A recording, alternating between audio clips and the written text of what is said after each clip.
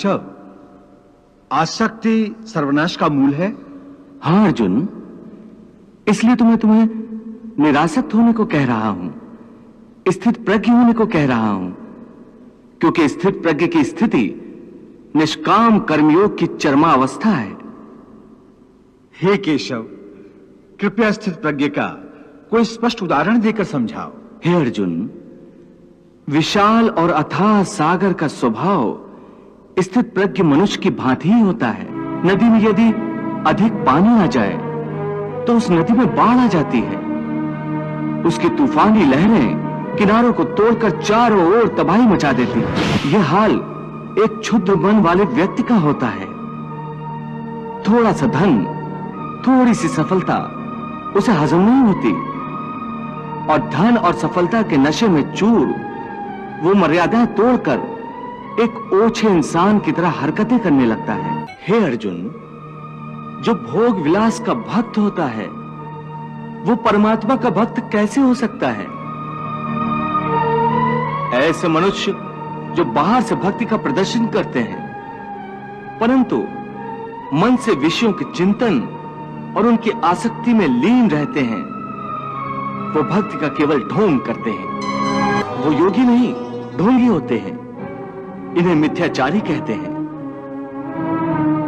विषया विनिवर्तन्ते निराहारस्य देहिनः रसवर्जम रसोप्यस्य परम दृष्ट्वा निवर्तते।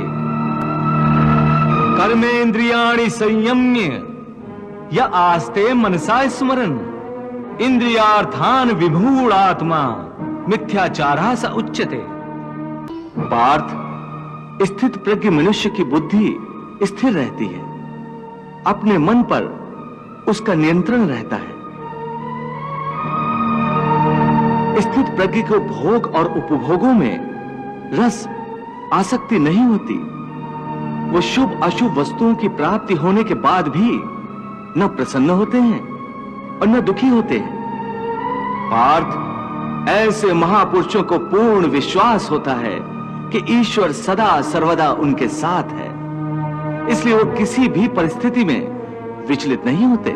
ये कहना आसान है केशव, साधारण मनुष्य के लिए इस मानसिक स्तर पर पहुंचना बहुत कठिन है। इसके लिए सांसारिक मनुष्यों को किसी दैवीय सहायता की आवश्यकता होगी।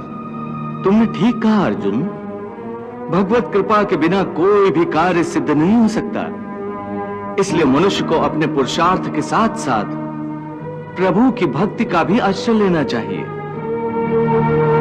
हे अर्जुन, परमात्मा की भक्ति करने से मन सात्विक हो जाता है और विषयासक्ति पूर्णतः समाप्त हो जाती है। और यदि आसक्ति का नाश नहीं हुआ तो? आसक्ति का नाश नहीं हुआ तो मनुष्य का सर्वनाश हो जाता है। सर्वनाश?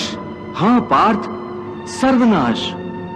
हे अर्जुन, आसक्ति के मारे हर मनुष्य किसी भी विषय के आकर्षण और मोह में फंसकर सोते जागते निरंतर उसी का चिंतन करते रहते हैं। जैसे कोई मनुष्य किसी सुंदर स्त्री के प्रेम में पड़ जाता है, जो जागते हुए उसी की कल्पना और सोते में उसी के सपने देखता है।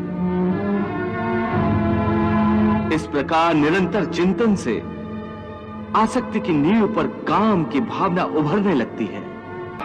काम या वासना में थोड़ी भी रुकावट आने से क्रोध का आगमन हो जाता है। जहां क्रोध है वहां सम्मोह अथवा अविचार अथवा अविवेक भी है। जिस प्रकार प्रचंड वायु के झोंके से दीपक की ज्योति बुझ जाती है और जब स्मृति भ्रंश हो जाता है तब बुद्धिनाश में कितना समय लगता है पार्थ?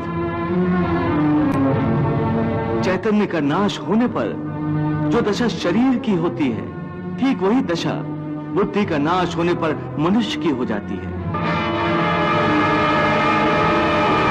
बुद्धिनाश के कारण मनुष्य का भी सर्वनाश होता है। इसका अर्थ केशव, आसक्ति सर्वनाश का मूल है? हाँ अर्जुन, इसलिए तो मैं तुम्हें निरासक्त होने को कह रहा हूं, स्थित प्रज्ञ होने को कह रहा हूं, क्योंकि स्थित प्रज्ञ की स्थिति निष्काम कर्मयोग की चरमावस्था है।